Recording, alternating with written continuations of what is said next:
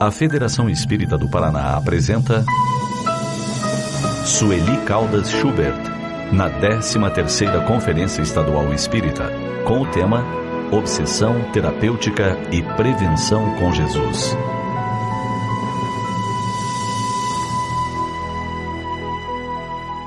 Bom dia a todos, queridas irmãs, queridos irmãos, que as bênçãos de Jesus nos envolvam. Vamos falar um pouco nessa manhã sobre este tema tão importante, obsessão terapêutica e prevenção com Jesus. Esse é o enfoque que daremos nesse momento a esse assunto. Como todos sabem, é um assunto muito vasto. É um assunto que dá margem a uma conversa de muitas horas. E difícil é sintetizar em pouco tempo, mas vamos fazer o possível, trazendo, sobretudo, um enfoque a respeito da obsessão e a desobsessão consequente nas criaturas de maneira geral. Allan Kardec, em O Livro dos Médiuns, ele vai enfocar a obsessão nos médiuns, no exercício da mediunidade. Mas ali, nessa obra que está sendo comemorada por todos nós espíritas, no Brasil e no exterior, pelos seus 150 anos de lançamento, nessa obra, Allan Kardec já dá uma abertura para que nós tenhamos um entendimento maior acerca da obsessão, dos prejuízos que acarreta. Foi em A Gênese, no capítulo 14, que Allan Kardec vai dar, então, um aprofundamento maior, trazendo detalhes a respeito deste imenso problema. No Livro dos Médiuns, ele diz que a obsessão é um dos maiores escolhos, ou seja, dificuldades, riscos que o médium enfrenta na prática mediúnica. Mas na vida, de maneira geral, a obsessão, conforme nós vamos falar agora, é também uma verdadeira dificuldade, sofrimentos que ela acarreta, problemas e que sabemos que vêm do passado. Então vamos falar um pouquinho agora a respeito desse texto que está em Marcos, no capítulo 5, no versículo 9. Essa passagem, quando Jesus pergunta ao Espírito, qual é o teu nome? E ele responde, Legião é o meu nome, porque somos muitos. Essa passagem se inicia no momento em que Jesus, indo para o outro lado do mar, com os seus discípulos, descendo da barca, ele vai entrar na província dos Gadarenos ou Gerazenos, conforme a tradução. Mas ali havia um homem, um gadareno, que era dominado por um espírito imundo, como diz o texto, um espírito inferior. E este homem, quando o espírito o estava dominando, não haviam correntes, coisa alguma que conseguisse detê-lo, porque ele ficava possuído de uma força descomunal e arrebentava os grilhões, arrebentava as correntes. Mas ali estava aquele homem, e vendo Jesus, ele vai se aproximar. E Jesus, claro, já estava ciente, sabendo quem era aquela criatura e o sofrimento que apresentava. Mas ele se aproxima e Jesus vai fazer essa pergunta a respeito do nome dele. Qual é o teu nome? Legião é o meu nome, porque somos muitos. Quando ele dá essa resposta, ela é uma resposta que serve para nós todos hoje, porque nós entendemos que realmente os espíritos inferiores, os espíritos necessitados, os espíritos ainda que não despertaram para o sentido da vida, que ainda não entenderam o significado da evolução, das oportunidades que Deus oferece, estes espíritos são inúmero, incalculável. E nós imaginamos que também já estivemos ali, também já estivemos em condições semelhantes. Mas aquele homem ali está, e o espírito que o dominava ia ser, naquele instante, vamos dizer assim, expulso por Jesus. Ele vai libertar a criatura, o obsidiado. Mas o espírito, através do homem, vai pedir que, havendo ali um grupo de, um amontoado de porcos, uma vara de porcos, ele vai pedir que permitisse que eles entrassem nos porcos. Eu avalio que não deveria ter sido dessa maneira. Imagino que os porcos tiveram a impressão ou a percepção de uma coisa que estava muito aquém da sua compreensão, impossível que eles pudessem entender o que era aquilo, e assustados caíram na água. Então o homem fica livre, o homem está libertado por Jesus da obsessão, ficou liberto. Mas ele quis seguir Jesus. E ele depois vai se apresentar bem vestido e as pessoas da localidade começaram a temer a presença do mestre. E vão pedir a ele que se afaste. E o homem queria seguir Jesus. Mas Jesus diz para ele assim, vai para a tua família e conta as coisas que te aconteceram, os benefícios que ele havia recebido. Essa passagem é para a nossa reflexão, porque nós estamos tratando exatamente dessa questão, da predominância de espíritos inferiores na vida das criaturas, nas nossas vidas. Muitas vezes somos assediados por espíritos malfazejos. Temos influências desses espíritos e isso acontece devido à nossa própria imperfeição. Não temos ainda uma condição espiritual que nos isente da aproximação dessas entidades perturbadoras. Em seguida, vejamos o que Manuel Filomeno de Miranda vai apresentar para nós. Ele vai falar acerca do problema de emergência que é a obsessão. Ele diz assim, o problema da obsessão é cada vez mais grave, generalizando-se numa verdadeira epidemia que assola as multidões engalfinhadas em lutas tiranizantes. Em sequência, ele acrescenta, empenhar-se para minimizar-lhe os efeitos danosos, socorrendo as criaturas, é tarefa de todos nós, por ser um problema de urgência, para o qual estão convidados especialmente os que se filiam às hostes do Espiritismo com Jesus, a tomarem conhecimento com as técnicas a respeito de tão grave enfermidade da alma. Esse é o prefácio de Manuel Filomeno de Miranda no meu livro Obsessão, Desobsessão. Vejamos agora, observando o texto de Manuel Filomeno de Miranda, que há uma verdadeira epidemia. Isso foi escrito nos anos 80, 1981. E hoje, tantos anos depois, nós vemos que o quadro que Manuel Filomeno de Miranda traçou está perfeitamente cabível nos dias atuais. A obsessão graça realmente de forma epidêmica. E as criaturas, sem uma vigilância, sem sequer terem um conhecimento, uma noção do que isso representa, se deixam submeter a essas influenciações negativas mesmo, porque cada um de nós tem suas imperfeições e esses espíritos mal intencionados, eles conseguem uma sintonia com as pessoas voltadas para aspectos negativos da vida, os vícios e tudo mais. Mas temos uma premissa básica na nossa reflexão dessa manhã. É o seguinte, a nossa mente, nós sabemos que nossa mente é como se fosse uma estação transmissora e receptora. Tanto emitimos pensamentos, ideias, vibrações, quanto captamos os pensamentos alheios, as vibrações. E é claro que essa sintonia, ela acontece de forma natural e nós nem nos damos conta. Às vezes as pessoas gostariam até de saber qual é o meu pensamento e qual é o pensamento que eu estou captando, um pensamento alheio. Mas em O Livro dos Espíritos, Allan Kardec vai dizer que quando uma coisa é assim imprecisa, é preciso que continue assim.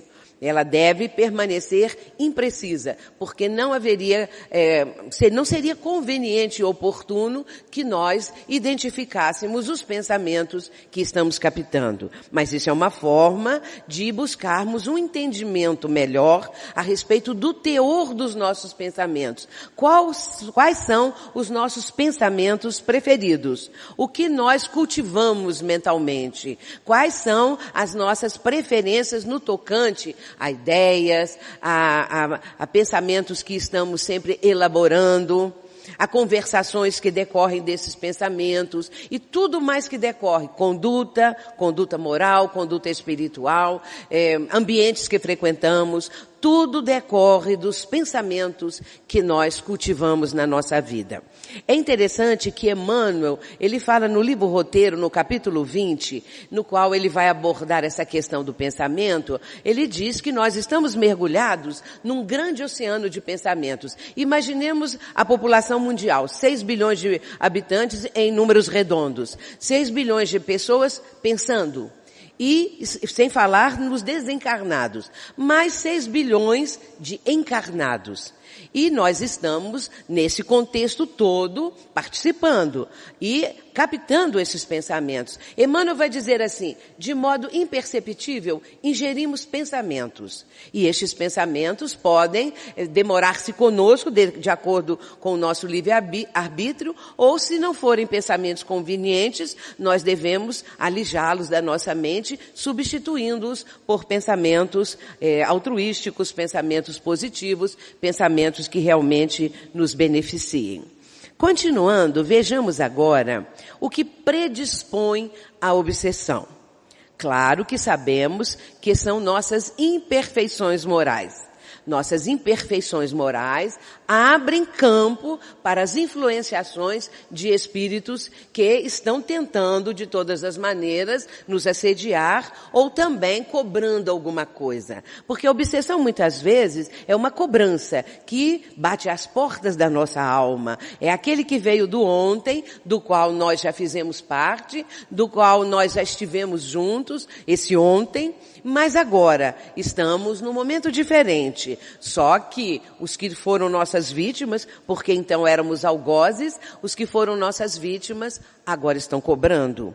Quando uma pessoa desencarna, quando há a morte, se esta pessoa cultivava raiva contra alguém, é claro que do lado de lá não vai ficar boazinha, ela vai continuar sendo uma pessoa ou um espírito com aquele mesmo sentimento de ódio, mágoa, ressentimento, ideia de vingança, seja o que for, e vai voltar-se contra aquele que é o alvo dessas suas reações a partir do que lhe aconteceu no passado.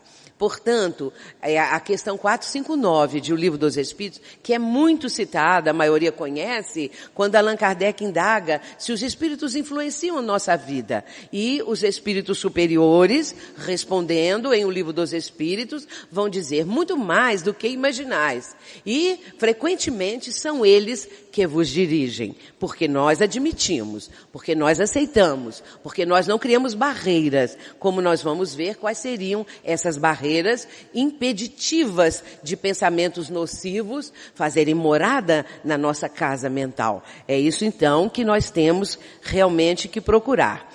Mas então, esse texto de Allan Kardec está em O Livro dos Médiuns, no item 252. E Manuel Filomeno de Miranda, que nós vamos citar várias vezes, ele vai dizer a respeito dos fatores predisponentes e preponderantes, que são os débitos morais a resgatar. E isso está no livro Nos Bastidores da Obsessão. Vejamos agora o que é esse fator de natureza preponderante e o de natureza predisponente. O fator preponderante é o próprio espírito, com o seu pretérito, com as suas imperfeições. Então, este é o fator que prepondera, que prevalece, segundo a própria expressão dessa palavra. E o predisponente são as circunstâncias da vida. É a perda, ou são as perdas que a criatura possa ter sofrido ou se sentindo prejudicada. Sofrimentos, decepções, traições, revoltas, vícios. Então, as circunstâncias da vida da criatura e tudo aquilo que ela vai engendrando no seu próprio contexto de vida e mais aquilo outro que ela traz do passado, aquelas outras coisas, todas essas coisas presentes no momento atual vão representar o fator predisponente. Na verdade, são nossas imperfeições. Se fôssemos perfeitos, isso não aconteceria. E no Evangelho segundo o Espiritismo, no capítulo 28, item 81, Kardec vai colocar a obsessão é sempre resultado de uma imperfeição moral que dá acesso a um espírito mau. O espírito vai conseguir essa brecha, esse plug, que é uma tomada para uma sintonia mental através da nossa imperfeição. Outro trecho aqui é do próprio Allan Kardec, quando ele define a obsessão. Eu uso o texto que está em A Gênese, no capítulo 14, o item 45. A obsessão é a ação persistente que um espírito mau exerce sobre um indivíduo. E é o resumo de tudo que nós acabamos de falar. Pode ir desde a simples influência moral, sem perceptíveis sinais exteriores, até a perturbação completa do organismo e das faculdades mentais. Dependendo da gravidade do caso, pode chegar nesse ponto aí. Perturbação completa do organismo e das faculdades mentais. Vejamos em seguida, a Joana de Ângeles vai também confirmar e desenvolver o pensamento de Kardec da seguinte forma. A obsessão é cruel processo de restauração do equilíbrio daqueles que se não permitem progredir mediante as excelentes oportunidades do amor, tombando nas redes constritoras do ódio, do ressentimento, da necessidade de cobrança e da paixão asselvajada. Dias Gloriosos, um livro imperdível também de Joana de Ângeles. Muito bem. O caso poderia, a questão de um processo obsessivo, de um assédio mais ou menos intenso, de um espírito malfazejo, poderia ser resolvido e acontecer a libertação daquela que hoje é a vítima, se o amor prevalecesse. Infelizmente, nós, de forma geral, ainda estamos muito presos a essas questões do passado, nosso atavismo, nossos condicionamentos. E agora é difícil mudar totalmente esses condicionamentos que preponderam na nossa vida, prevalecem. Nós já estamos condicionados a determinadas reações. Modificar isso seria, então, substituir esses condicionamentos por outros que seriam os opostos, os contrários a estes que prevalecem na nossa vida. Então, a importância do amor, nós vamos ver no sentido geral dessa nossa apresentação. Os tipos de obsessão, segundo Allan Kardec, nós vamos colocar aqui logo os 3 tipos que Allan Kardec menciona.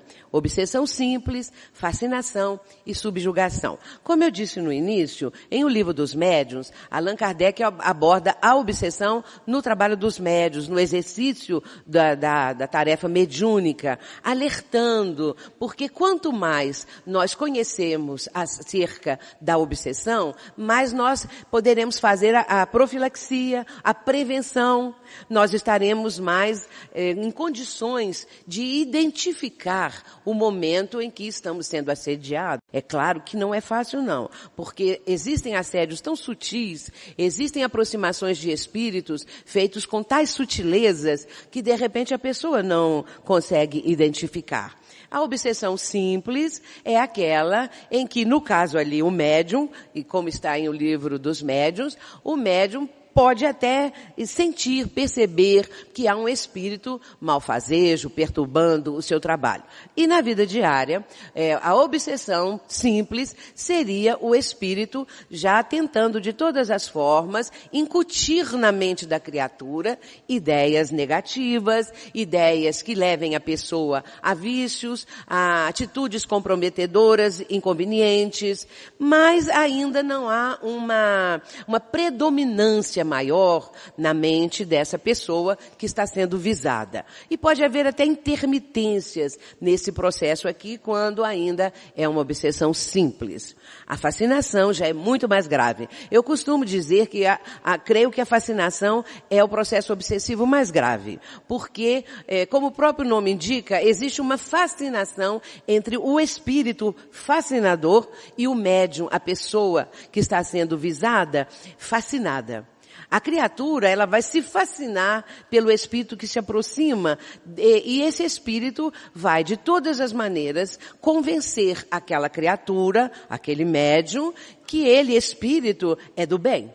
que é um espírito bom, que é um espírito sábio, que tem conhecimento de tudo. E o médium fica fascinado, porque junto a isso está ligado também a questão de que ele, médium, não erra.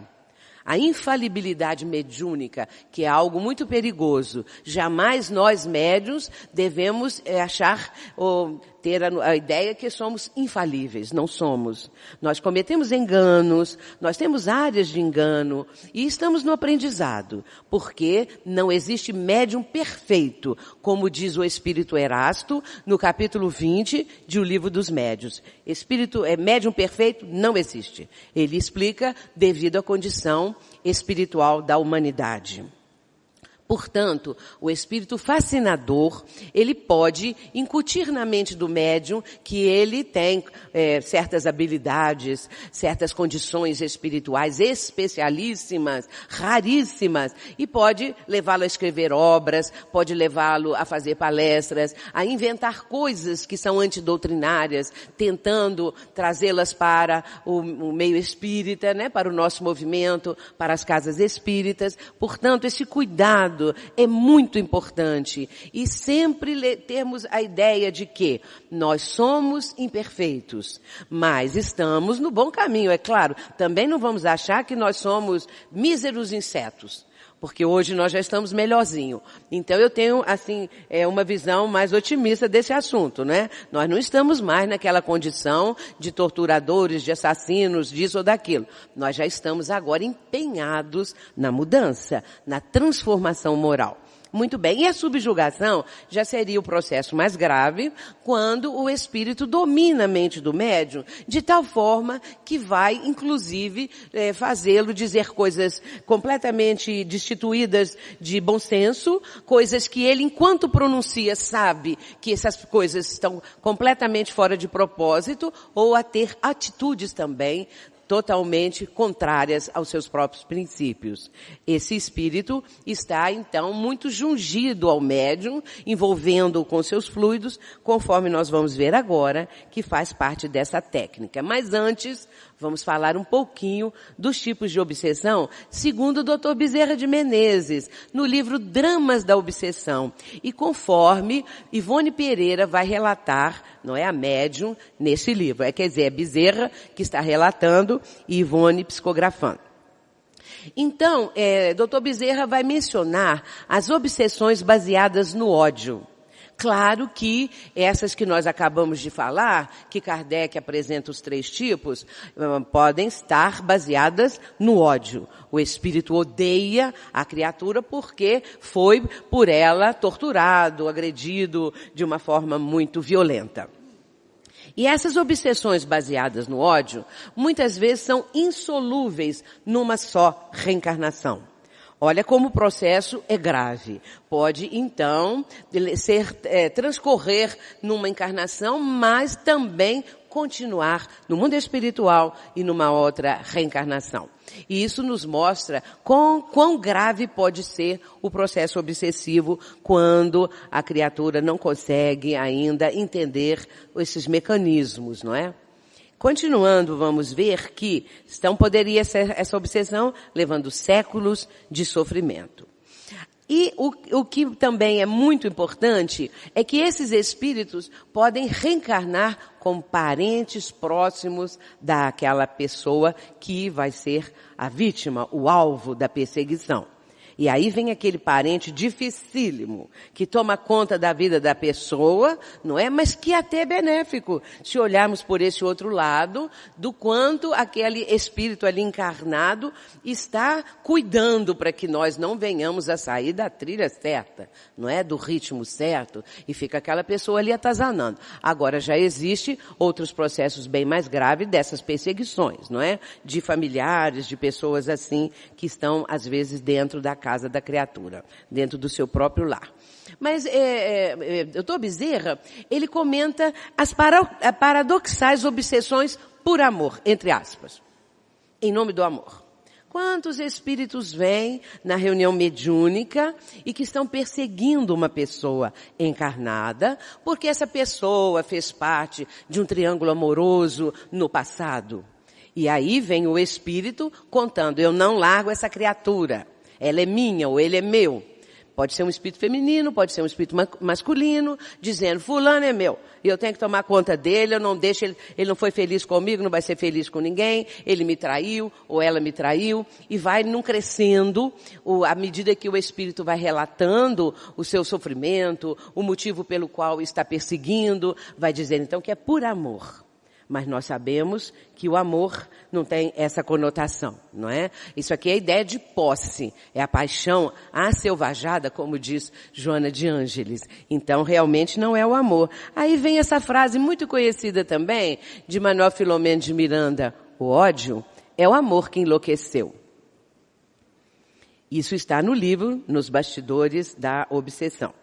Então, esse dito amor, não é? Porque o amor tem outra conotação, o amor é outra coisa, completamente diferente. É o sentimento por excelência. E aí me lembrei agora, e vou até dizer, porque já que eu me lembrei, deve ser para eu dizer.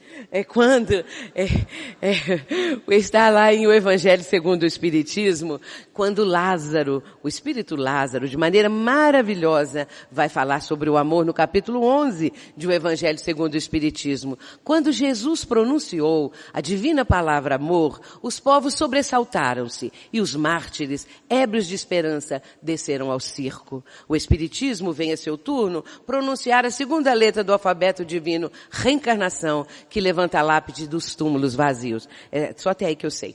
Então, mas já deu uma ideia para que vocês possam observar lá em O Evangelho segundo o Espiritismo, aliás, as mensagens de Lázaro, que são imperdíveis, são maravilhosas. E essa tem o título de A Lei de Amor.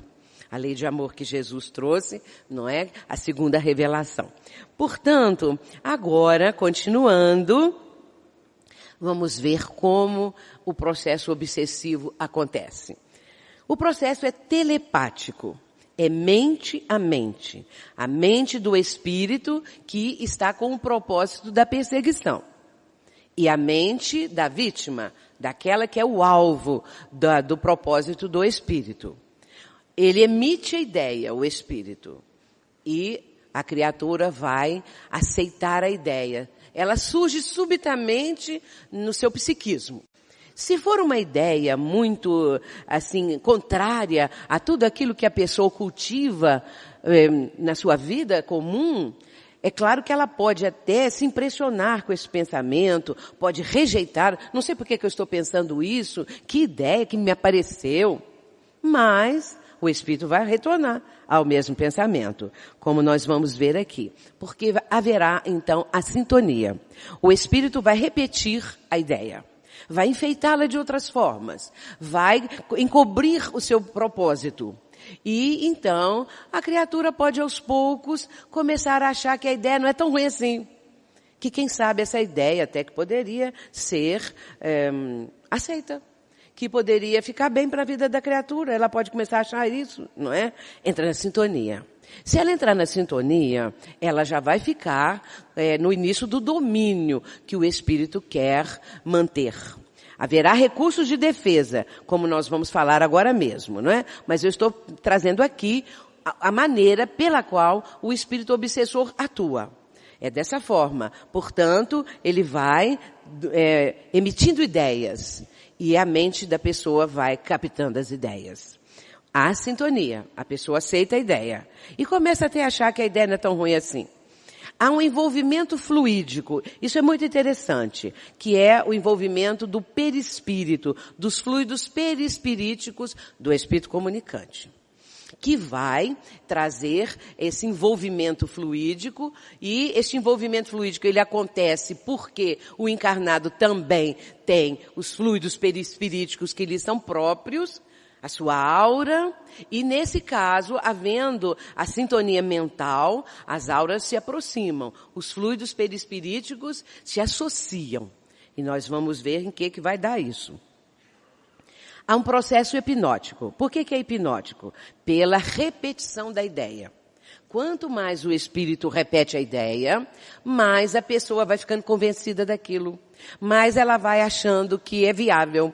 Que afinal de contas, tá tudo certo. Que aquelas ideias que estão surgindo na sua mente São ideias que ela pode até aceitar. Ela já começa a achar que são boas ideias. E essas ideias, elas podem ser altamente danosas. Pode ser até ideias de suicídio. Podem ser ideias de matar uma outra pessoa. De fazer algo que seja a ruína da criatura. A ruína moral, não é? A queda moral. E a pessoa não tem, assim, o bom senso de avaliar o quão essa ideia é perturbadora. Pode até no princípio sentir isso e vai rejeitar. Porém, como eu disse, o Espírito veste de sutilezas. Nós, meus irmãos, não devemos subestimar a inteligência desses nossos irmãos. Mas nós vamos ver que não há arrastamento irresistível. E isso está em O Livro dos Espíritos. Nós vamos mencionar daqui a pouco. Vamos ver o envolvimento fluídico, como Allan Kardec esclarece, num texto que está na Revista Espírita, de 1862, de dezembro. Allan Kardec diz assim: se um espírito quer agir sobre uma pessoa, dela se aproxima e envolve-a com seu perispírito, como se fosse um manto. Em outro momento, em O Livro dos Médiuns, ele vai dizer que é uma espécie de teia fluídica, não é? E aqui ele vai dizer um manto. Os fluidos se interpenetram. Os dois pensamentos e as duas vontades se confundem. E então, o espírito pode ser visto daquele corpo, como se for o seu próprio. Não entrando dentro do corpo, mas subjugando a mente e dando comandos mentais, a pessoa vai obedecer. Porque ela acha que a ideia é dela mesma. E ela vai fazer aquelas ações, atitudes, tomar atitudes, não é? Eu disse no início, com respeito ao médium, não é? O médium no exercício mediúnico, ele tem uma outra percepção. Mas as criaturas, de maneira geral, não vão ter essa percepção que ali está um espírito. E de repente, meus irmãos, nós ficamos pensando o seguinte, e se a pessoa não conhece o espiritismo? Se a pessoa nunca ouviu falar em espiritismo, mora do outro lado do mundo, não tem conhecimento de coisa alguma, ela está à mercê dos espíritos maldosos? Ela não tem nenhum tipo de defesa? Claro que tem. Porque a divindade tem N recursos para atender os seus filhos. Desde que a pessoa tenha uma religião, não importa qual. Mas se ela for sincera na sua religião, se ela tiver uma fé sólida, se ela orar, ela vai conseguir por ela mesma afastar as ideias intrusas, as ideias prejudiciais. Então, não há, como diz o Livro dos Espíritos, questão 872, não há arrastamento irresistível. Assim como nós podemos fechar os nossos ouvidos a uma pessoa encarnada que venha com sugestões para o mal, para os vícios e nós não aceitamos, também podemos fechar a nossa mente, digamos assim, bloquear para que as ideias não ganhem campo, para que essas ideias não venham a se alastrar, a invadir o nosso psiquismo. Portanto, Allan Kardec, ele faz essa pergunta, que é a 872, e que os espíritos respondem, que não há arrastamento irresistível, que nós podemos resistir. Mas a resistência é que é difícil, não é? A resistência, às vezes, custa muito. A pessoa acha que é fraca, que não tem condições de resistir a esses assédios, não é? Muito bem. Então, como eu disse, há uma aproximação do perispírito, do espírito, e nessa sua irradiação, não é? Nefasta, evidentemente, fluidos de desequilíbrio que é próprio do espírito, estes fluidos vão alcançar também a aura, os fluidos perispiríticos da pessoa. E se ela aquece, se ela está aceitando a ideia, esses fluidos vão então se interpenetrar. E os dois pensamentos e as duas vontades se confundem. Muito bem, então, vamos ver agora, ainda Allan Kardec, dizendo que pode haver uma paralisação até mesmo da vontade e da razão, que nós já mencionamos, não é? E é claro que o espírito incita a pessoa a pensar, a falar e a agir por ele, conduzindo-o contra a sua vontade. Ele magnetiza o indivíduo e o leva a uma espécie de catalepsia moral. Então a pessoa fica quase que inerte, Porque quando isso vai num crescendo, como o processo obsessivo vai avançando, à medida que a pessoa recua, à medida que a pessoa cede, é claro que o espírito avança. E ele vai ganhando campo na mente da pessoa e também no envolvimento, nas vibrações, e vai acontecer aqui. A tal é a causa da obsessão, da fascinação e da subjugação, que se mostram em diversos graus de intensidade. Eu estou retornando ao texto anterior para mostrar aqui essa causa, não é? As causas da obsessão, da fascinação e da subjugação é exatamente isso. Esse assédio que se mostra em vários graus de intensidade. Mas agora nós vamos mencionar só um exemplo para depois entrarmos na desobsessão, que é a libertação da pessoa. André Luiz vai examinar um processo obsessivo. Antes eu quero relatar o que é isso. Havia um homem que estava sob o domínio de um espírito obsessor. O que aconteceu? Esse que agora era o obsessor tinha sido assassinado por este que era a vítima na mesma encarnação. Não estavam no plano espiritual. O que estava enfermo havia dado um tiro no que estava sendo agora o obsessor. Então, esse crime passou totalmente desconhecido da lei divina, da lei dos homens, da justiça dos homens. Mas o espírito que foi a vítima se tomou de ódio e passou a atormentar o assassino. O assassino, ele procurou de todas as maneiras ter uma vida feliz. Conseguiu até se casar com uma pessoa muito boa, uma mulher de sentimentos nobres, tiveram filhos, mas ele não tinha sossego, porque o espírito o estava atormentando em todos os momentos e foi sugando as suas energias. Então é nesse momento que ele está hospitalizado, que André Luiz vai visitar este espírito. Isso está no livro No Mundo Maior, no capítulo 3, não é? Então, Calderaro é o espírito instrutor de André Luiz nessa obra magnífica que é No Mundo Maior. Então, o que André Luiz vê? Em síntese, ele vê o seguinte: um enfermo abatido, unido à entidade inferior. O enfermo não percebia a presença do obsessor, que tinha um aspecto muito sinistro, mas só do outro lado é que via.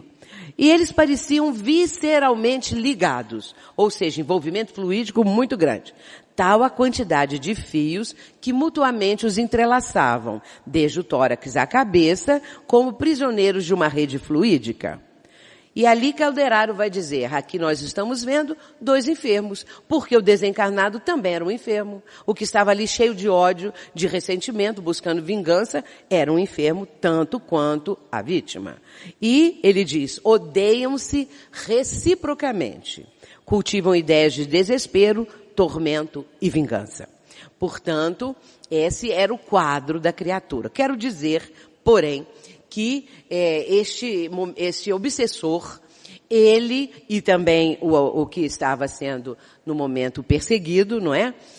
Esses dois tiveram um atendimento muito especial.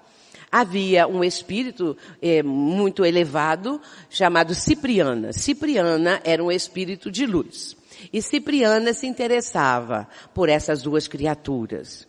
E ela vai, então, com toda a sua condição espiritual, tentar libertar essas duas criaturas desse processo mútuo, porque era um processo, assim, de uma simbiose, não é?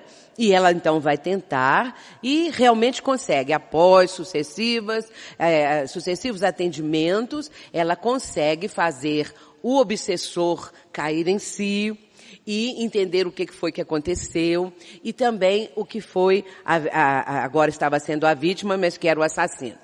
Então ambos vão se libertar e aí aquele que estava hospitalizado depois retorna à casa e vai começar com uma mudança total na sua vida.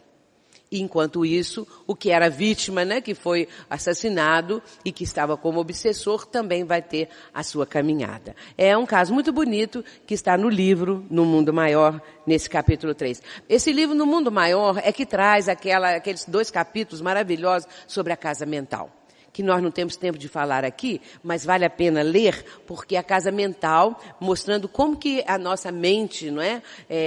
Ela opera, vamos dizer assim, não é? Como que se realizam os processos mentais, como isso tudo está muito bem delineado nas nossas mentes. Na nossa mente, na mente de cada um de nós. E agora nós vamos entrar na parte da desobsessão. Começando exatamente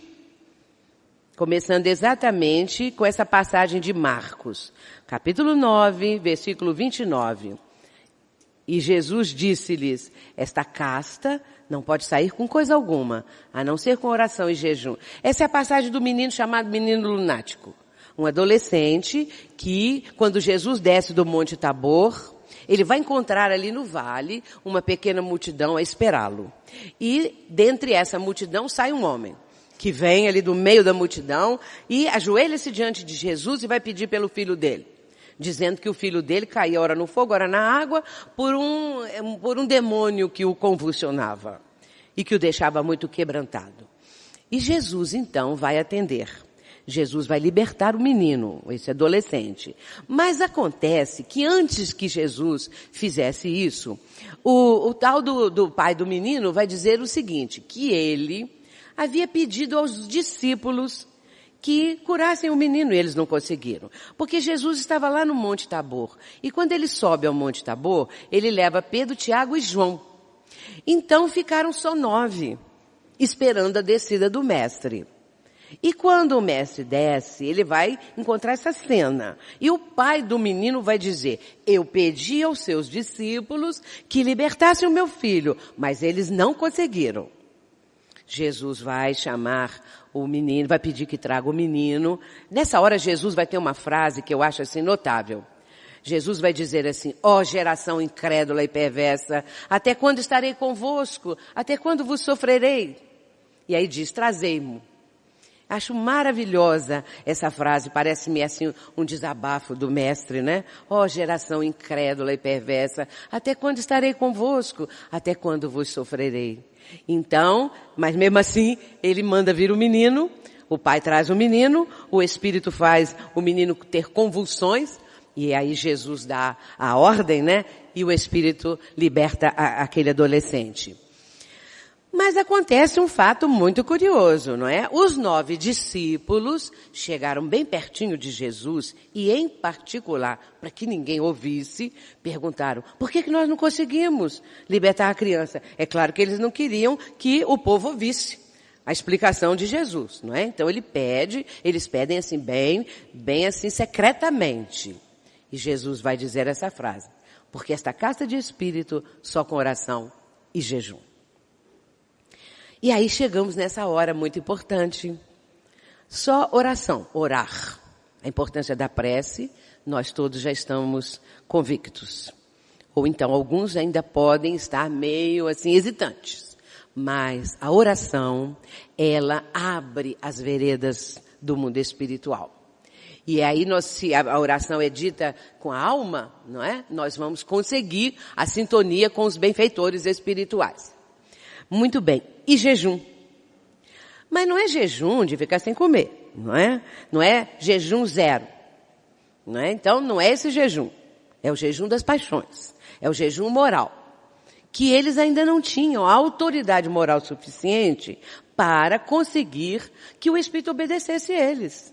Que o Espírito tivesse temor da autoridade moral deles ou de um deles. O que eles fizeram? Nem os 9 juntos não conseguiram. Portanto, Jesus vai dar essa lição fantástica. E serve para nós. Nós precisamos muito de ter isso em mente. Vigilância. O jejum é o jejum da vigilância também. Vigilância e prece, não é? Vigiai e orai, disse Jesus. Mas eu também gosto muito de uma frase que está em Marcos 13, versículo 33. 13, 33. Quando Jesus diz assim, olhai, vigiai e orai. Ele manda olhar. Ele nos aconselha a olhar. E esse conselho é importantíssimo. Olhar o que está em torno de nós. Olhar para dentro de nós. Como nós estamos. O que está acontecendo. Então, olhai. Olhai, vigiai e orai. A frase fica mais completa, né? Então nós vamos olhar. Quem quiser consultar, veja lá Marcos 13, 33. O momento em que Jesus vai dar esse conselho. Que o importante também seria olhar. E lançando um olhar na nossa vida, não é? E lançando um olhar no panorama mundial, o que nós vemos? A grande transição está em curso, que é o tema do momento, não é? Joana de Ângeles trouxe há uns 2 anos a mensagem A Grande Transição. E agora Manuel Filomeno de Miranda trouxe esse livro simplesmente notável, Transição Planetária. E como nós estamos vendo, a transição. São os momentos atuais, não é? Que cada um de nós sabe bem o que nós estamos falando. Mas vejamos o seguinte, meios de combater a obsessão. Então, há uma terapia desobsessiva, que é importante aprender, não é? Já foi dito que os litigantes estão na mesma faixa vibratória. E eles estão comprometidos perante a própria consciência e diante da consciência cósmica. Não é assim um castigo divino. Não é Deus que está trazendo para aquelas criaturas que estão envolvidas no processo obsessivo um castigo. Porque agora vocês isso, aquilo, então vocês vão sofrer isso e aquilo. Mas a própria consciência, são as leis da consciência. Que nossa consciência, elas têm íncitas às leis divinas, tal como está na questão 621 de O Livro dos Espíritos, quando Kardec faz uma pergunta que eu acho notável. Como Kardec teve essa ideia? Claro que Kardec é um missionário. Então, com sua riqueza de conteúdo, ele vai ter uma ideia notável, porque ele vai perguntar onde está escrita a lei divina. Como que ele poderia perguntar isso? E se não houvesse essa resposta na consciência? Aonde estaria escrita a lei divina? Mas a resposta é notável. Eu considero essa pergunta uma das mais importantes de toda a codificação. Onde está escrita a lei divina? E os Espíritos respondem, na consciência. A nossa consciência traz, íncita, a lei divina. Ela está em nós. Só que em estado latente, em germe, adormecida. Porque se formos olhar lá a nossa trajetória, como criaturas primitivas das cavernas que viemos vindo nessa trajetória de espíritos imortais, a consciência vai despertando, não é? E hoje nós estamos na consciência desperta, os vários níveis de consciência. E imagino que nossa consciência já despertou. E um dia nós vamos chegar na consciência cósmica, não é? Muito bem, então, voltando ainda ao texto, os espíritos estão comprometidos perante a própria consciência e diante da consciência cósmica. Mas aí, acrescenta Manuel Filomeno de Miranda, necessitados de amor e de auxílio, de iluminação e de caridade. Eles estão necessitados, todos nós. E aí uma frasezinha embaixo, quando o obsessor cede primeiro. Por incrível que pareça, às vezes, num litígio entre duas criaturas, o obsessor pode ceder primeiro. Porque o obsessor, meus irmãos, sofre. O obsessor traz no seu mundo íntimo uma dor muito grande, que é a dor do sofrimento do passado, da agressão, da violência que ele sofreu. Um dia comunicou-se na nossa reunião um espírito com esse ódio, perseguindo uma outra criatura e dizendo o seguinte, eu vou levá-lo à loucura. Eu não quero matá-lo, eu quero levá-lo à loucura para ele sofrer todo santo dia. Para ele passar por um sofrimento. E a ruína também, e arruinar a família. E falou coisas horríveis contra a pessoa.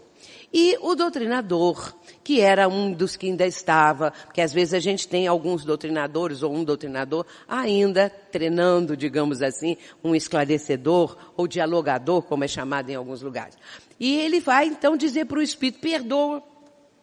Diz para o espírito, perdoa, meu irmão, que às vezes é a última coisa que a gente deve dizer para o espírito comunicante. Por quê? Se nós não sabemos perdoar, nós já sabemos perdoar. Nós já sabemos exercer o perdão integral. Difícil, muito difícil. Como nós vamos dizer para um obsessor de sexo, perdoa, meu irmão? Sabe o que o obsessor falou? Queria ver se fosse você. Sabe o que ele fez? Ele matou minha família, estuprou minha filha, queimou minha casa, matou a todos nós, queria ver se fosse com você. O que o doutrinador respondeu?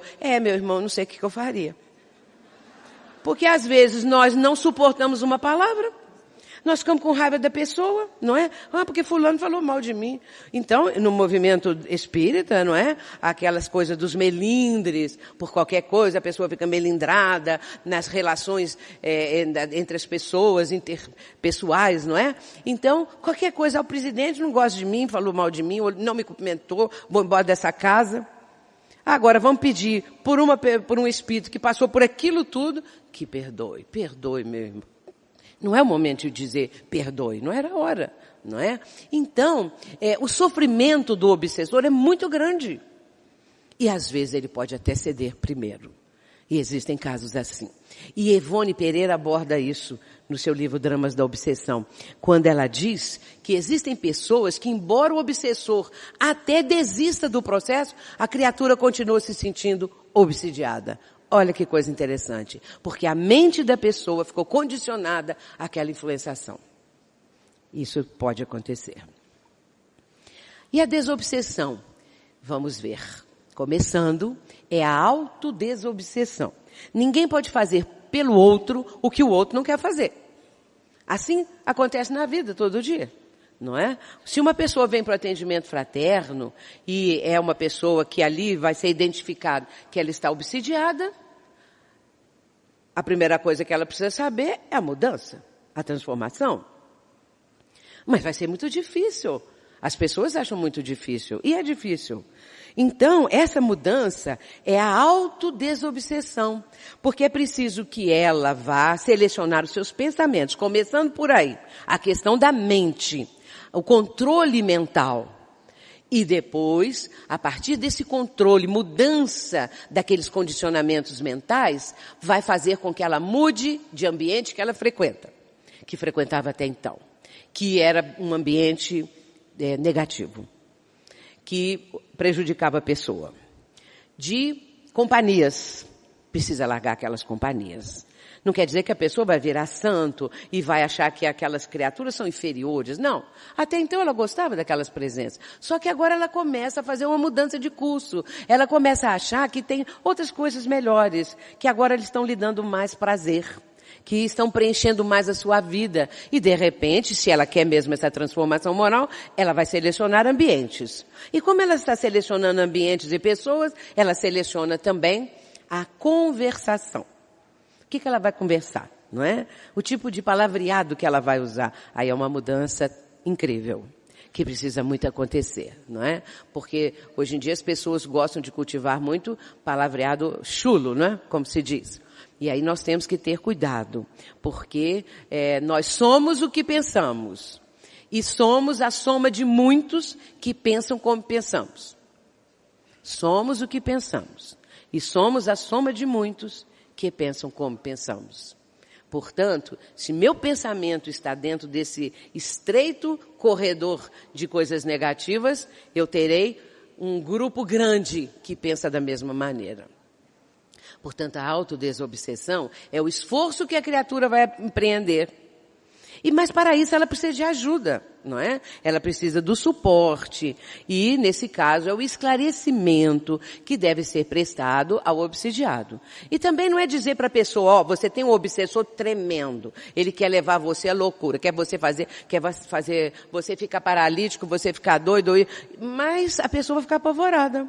Ou então, vou levar para a reunião de desobsessão. Chega lá, a pessoa não é espírita, não conhece nada, mas está lá na reunião de desobsessão. Aí ouve um espírito que se comunica e fala, você fez isso, você fez aquilo. Pessoas já vieram me contar isso. Então eu sou, assim, uma coisa horrorosa, eu sou um criminoso, eu sou pior do que os carrascos nazistas, eu sou isso, aquilo, olha o que eu fiz. E a pessoa fica apavorada. Então, como disse Divaldo ontem, não é? A pessoa nem espírita é. Agora, para ela participar disso tudo, primeiro, ela, claro, deve ser espiritualista para depois, então, ela ser espírita. Ela ter conhecimento, porque se na reunião mediúnica já é difícil constituir um grupo homogêneo com aquelas pessoas que já passaram por todo um aprendizado, pela parte teórica, os mecanismos da mediunidade, e é difícil construir um grupo que esteja numa corrente bastante homogênea, não é? Vibratória. Aí entra alguém que não sabe nada, não conhece nada. Vai fazer o quê? Vai atrapalhar. Vai atrapalhar. E, além disso, ainda vai ficar horrorizada com as coisas que ela vai ouvir, não é? Então, é muito importante esclarecer o obsidiado e dizer para o obsidiado, mas você tem um protetor. Ninguém lembra de falar isso com a pobre criatura. Que você tem um obsessor horroroso, terrível. Mas nós não vamos dizer assim, não devemos. Porque nós precisamos ter empatia. Colocarmos-nos no lugar do outro. Se eu estivesse no lugar dele, o que eu gostaria de ouvir? E aí sim, eu vou falar o que for o melhor para a pessoa, porque eu sinto isso em mim, não é? Então, vamos dizer, você tem um espírito protetor. Nós precisamos lembrar desse espírito bom que nos está amparando, defendendo, emitindo ideias boas para nós, tentando nos desviar de cursos errados, negativos. Lembrar disso. Continuando. Prece. A pessoa precisa orar. Porque às vezes a pessoa fala assim, fala comigo assim, ora por mim que você é assim com os guias. Então eles acham que eu sou bem assim com os guias. Então você ora por mim, por meu nome. Não, você ora você. Eu oro por você, mas você ore. Porque a própria pessoa, é claro que ela sabe do sofrimento que ela está vivendo. Então ela vai ela vai ser assim como um socorro que ela está pedindo, um grito da alma. É preciso que as pessoas sejam sempre lembradas da prece. Porque a prece é essa abertura maravilhosa que nós sabemos que nos oferece a oportunidade de sintonia com os planos superiores, não é? Mas não é uma prece decorada, Pai Nosso que está no céu santificado, feita com toda a rapidez. Aí quando acaba, assim seja. Não é bem assim. Não é? A pessoa precisa sentir o que ela está dizendo. E a prece do Pai Nosso é a mais perfeita prece que existe. É porque eu não tenho tempo aqui de falar sobre a prece do Pai Nosso, mas ela é maravilhosa. Continuando, a transformação interior que já mencionamos, porque a criatura que está ali no atendimento vai ficar sabendo dessa necessidade, dessa transformação interior. E aí entra a ação do pensamento. Pensamento é tudo na nossa vida. É que nós, às vezes, não pensamos no pensamento, nem pensamos o pensamento, mas nós precisamos pensar o pensamento.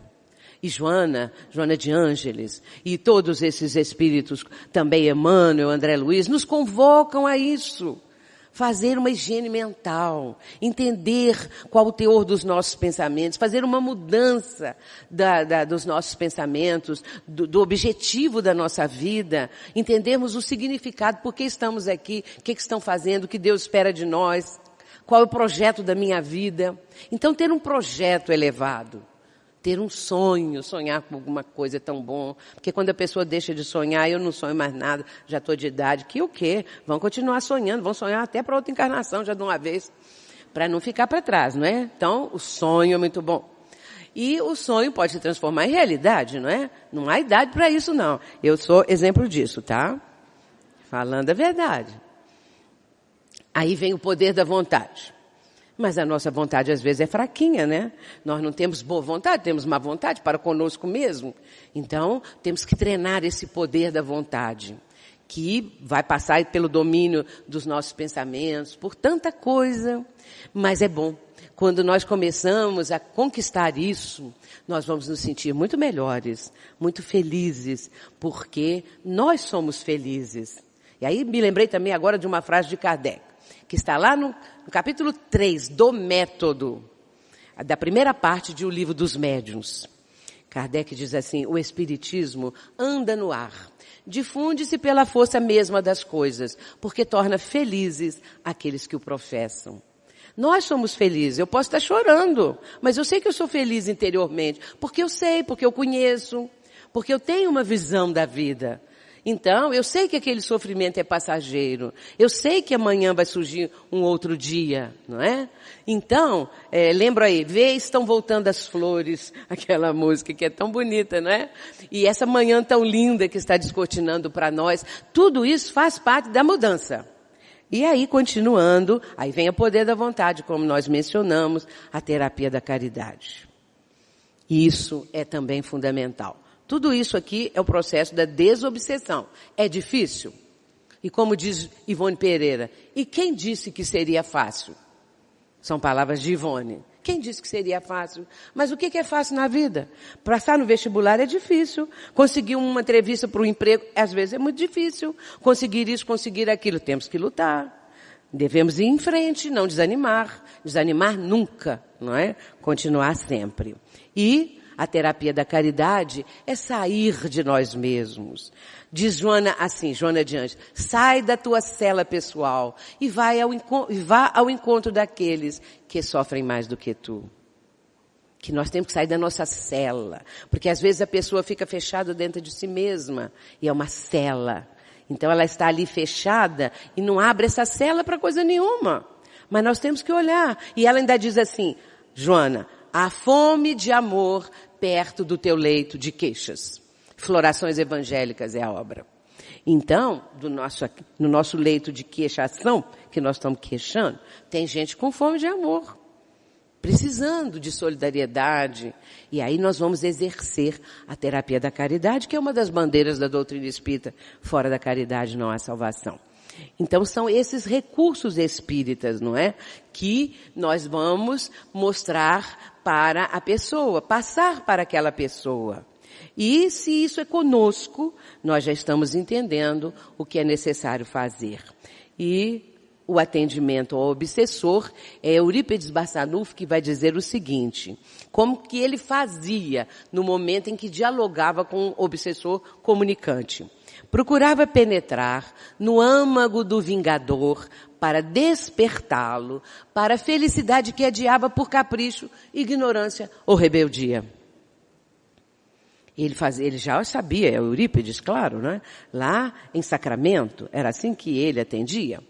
Então, ele estava ali com esse irmão que ele estava atendendo. Mas o tal do espírito comunicante, às vezes, relutava em acreditar nos meus sentimentos, diz Eurípides. Porque o espírito, às vezes, não acredita que alguém está ali e gratuitamente, graciosamente, o está amando. Está querendo o melhor para ele, não acredita, não é?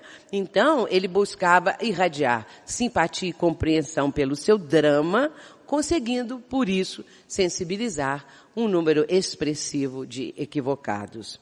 Esse era o processo de Eurípides Barçanufo. Mas ele continua ainda dizendo o seguinte, o amor, por consequência, é o mais poderoso recurso ao nosso alcance do que quaisquer argumentos bem urdidos. Porém, se forem escassos do recurso vitalizador que é necessário a todo aquele que se encontra em carência afetiva, é claro que não vai alcançar. Então, o amor é esse recurso vitalizador para o espírito sofredor, o espírito necessitado, o mais odiento que se apresente ali para se comunicar é o que está sofrendo mais. Quanto mais ele é endurecido, mais ele está sofrendo, mais ele está precisando de ajuda. Na nossa reunião mediúnica, nós temos uma médica psiquiatra que é médium. Imaginem vocês o que passa uma psiquiatra médium de desobsessão. Ela já está conosco na nossa casa espírita há quase 20 anos. E então, ela tem também essa captação dos espíritos que estão atormentando a criatura, o paciente que ela está atendendo. E às vezes ela leva algum nome ou pensa numa enfermaria de um hospital que ela está atendendo. Porque às vezes ela chega lá e fala comigo assim, Sueli, hoje a enfermaria virou um reboliço. Todos estão excitadíssimos, atacadíssimos.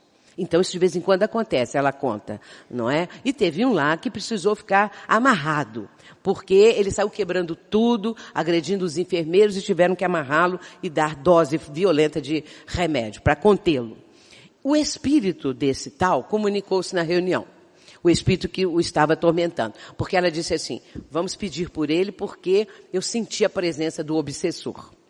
O obsessor se comunicou e disse o seguinte, que este que ele estava perseguindo havia sido um lenhador de uma das florestas na Europa. Citou lá o país que eu não me lembro mais, se isso já tem algum tempo. E então ele era um lenhador, isso foi ali pelo século XVIII ou XIX. E então esse tal homem, não é, ficava ali naquela floresta derrubando árvores, era um lenhador. Só que ele, com o seu machado, matou 2 pessoas. E uma das pessoas era o tal que o estava atormentando agora. Portanto, esse espírito foi encaminhado, felizmente, numa única sessão. Ele foi encaminhado e no dia seguinte a médica ligou para mim, bem de noitinha, e falou: Sueli, eu fui lá na enfermaria, você precisa de ver como que o homem está. É outra pessoa. E aí ela me deu os detalhes de como que ele estava, conversando normalmente, e depois foi desamarrado, sentou-se. Era uma pessoa até gentil, de repente, que eles nunca haviam visto ele daquela maneira. Então a gente vê também a misericórdia divina, ele mereceu também essa ajuda, não é? Porque existe um envolvimento muito grande no processo desobsessivo. Muitas coisas se somam para se alcançar um bom resultado. E muitas vezes ela leva pedidos, não é, que vão ajudar nas enfermarias, ajudando pessoas às vezes também que admitem, porque ela pergunta em certos casos, não é, se a pessoa gostaria de uma prece, de alguma ajuda espiritual, e ela tem esse critério também ético. E os perseguidores são, invariavelmente, voltando ao texto anterior, espíritos em grande carência, porque foram vítimas de enleio e traições relacionados com seus sentimentos de nobreza e de sinceridade. Isso está no livro de Manuel Filomeno de Miranda, Tormentos da Obsessão. Então, os recursos espíritas nós já falamos, vamos só citar: atendimento fraterno, autodesobsessão, a fluidoterapia. É preciso que a pessoa vá fazer um tratamento através dos passes, para ajudá-la a livrar-se daqueles fluidos negativos que a estão envolvendo. O esclarecimento à família, quando a família admite, e a reunião de desobsessão, que é para atender o obsessor. Porque o obsidiado é atendido no dia a dia da casa espírita. Ele vai ser convidado ao estudo, a participar primeiramente de reuniões de reuniões públicas, não é? Onde ele vai ouvir os temas doutrinários e também, se ele quiser algum tipo de trabalho, a terapia da caridade. Nós já estamos encaminhando para o nosso encerramento, e ainda esse trecho aqui de Emmanuel, tratamento de obsessões. Vejamos como Emmanuel menciona: entidades espirituais ignorantes e infortunadas adquirem nova luz e roteiro novo nas casas de amor que o espiritismo cristão institui, vencendo os preconceitos e percalços de vulto. O tratamento de obsessões, portanto, não é um trabalho excêntrico em nossos círculos de fé renovadora. Constitui simplesmente a continuidade do esforço de salvação aos transviados de todos os matizes, começado nas luminosas mãos de Jesus, do livro Pão Nosso. Então, o trabalho de desobsessão começou nas mãos do Cristo. E a doutrina espírita está atendendo exatamente a mediunidade com Jesus, que é o foco, que é a nossa diretriz, que é a nossa base. É esse o nosso enfoque no trabalho da desobsessão, em qualquer trabalho na área da mediunidade. É, portanto, a mediunidade com Jesus, porque nós estamos atendendo a humanidade. Às vezes a pessoa pode achar assim: mas eu sou um médium tão insignificante, eu não faço nada. Faz muito, porque todos nós, médiuns, ou não médiuns ostensivos, mas médiuns de intuição, de captação de ideias, não é? Nós estamos sendo convocados pelo Cristo para atendermos às necessidades humanas, aos sofrimentos humanos. Nós agora, para encerrar, nós vamos mostrar um texto aqui de Joana de Ângeles, intitulado Amor-terapia, que é a terapia do amor. E é isso que nós precisamos cultivar. Disse Jesus, todos nós conhecemos essa passagem, o final do capítulo 13 de João, quando Jesus diz: os meus discípulos serão conhecidos por muitos se amarem. Um novo mandamento vos dou, que vos ameis uns aos outros como eu vos amei. Quando Jesus fala novo mandamento, porque ele já havia ensinado a regra áurea, por que novo mandamento ele está dizendo? Porque ele está se referindo a ele mesmo. O referencial é o amor que ele dedica àqueles discípulos e, por extensão, a toda a humanidade de todos os tempos. Um novo mandamento vos dou, que vos ameis uns aos outros como eu vos amei, como eu vos amo.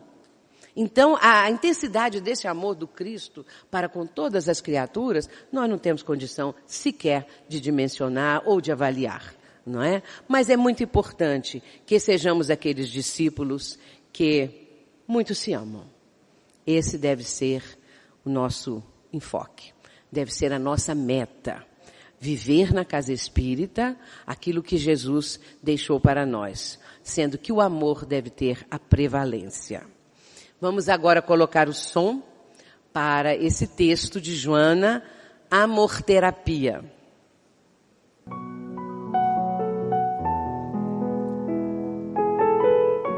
Não há como negar ser o amor a realidade mais pujante da vida. Irradia-se de Deus e vitaliza o universo, mantendo as leis que produzem o equilíbrio. Todos os homens e mulheres que edificaram os ideais de felicidade humana fundamentaram seu pensamento no amor pleno e incondicional. Transcendendo definições, o amor é vida exuberante. É a razão básica da manifestação do ser que pensa e que sente. Jesus sintetizou todo o código da sua doutrina no amor a Deus, ao próximo e a si mesmo.